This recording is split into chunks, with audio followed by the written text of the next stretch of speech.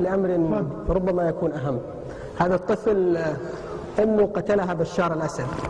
لا إله إلا الله، إنا لله وإنا إليه راجعون. لما شفنا الناس عمالة تنزل بالجمال وبتضرب في التحرير ولقينا الدم سال، قلنا خلاص.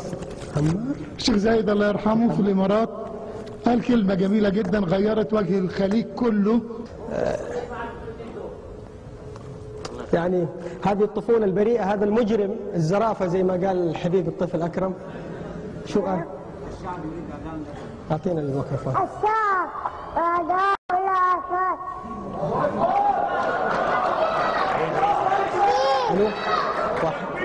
تكبير تكبير تكبير تكبير تكبير تكبير تكبير. الشعب فريق أعداء الأسد. الشعب أعداء الأسد.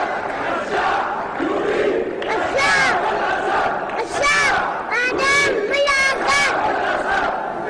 الشعب فريق أعداء الأسد.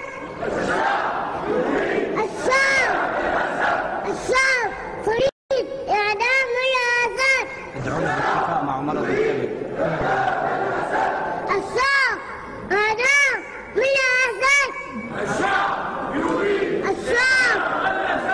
الشعب فريق أعداء الأسد. الشعب أعداء اسمك ايش الأسد. حبيبي؟ اسمك ايه؟ اسمك ايه؟ عمر. عمر. ادعو أيضا لعمر بالشفاء، عنده نعم مرض الكبد. الشعب فريق أعداء الأسد. الشعب فريق أعداء الأسد.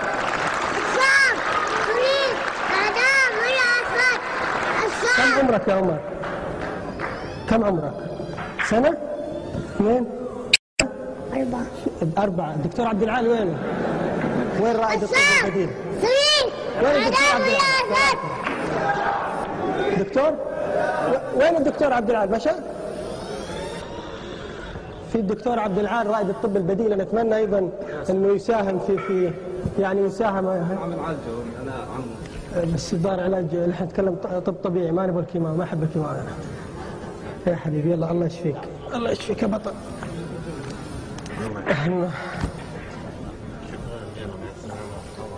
طيب خلينا ناخذ مداخلة هاتفية، يعني اتمنى تكون الأخيرة عشان يدوب نقول كلامات أنا والله زيكم سامحوني يعني.